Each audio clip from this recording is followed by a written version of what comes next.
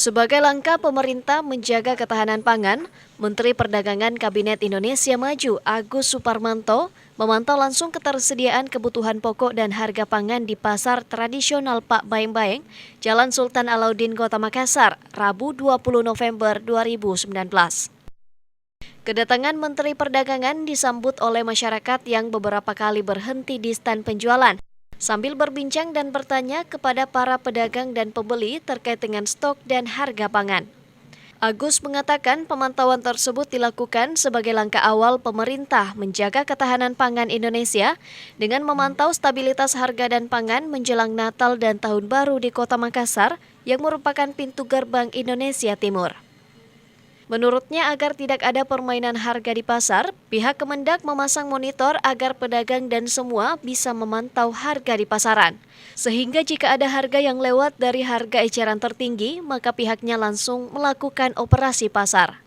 Adapun pantauan harga di pasar Pak Baeng-Baeng ini seperti beras kelas premium, yakni senilai Rp12.000 per kilogram, minyak goreng Rp12.000 per liter, dan gula pasir Rp12.000 per kilogram.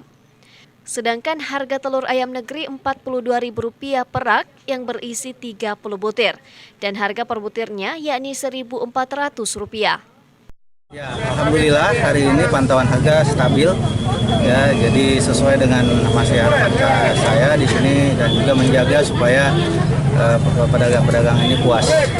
Inflasi stabil ya, sesuai dengan yang lalu, jadi kita sampai sore ini juga kita terus jaga supaya tidak inflasi ini tidak naik.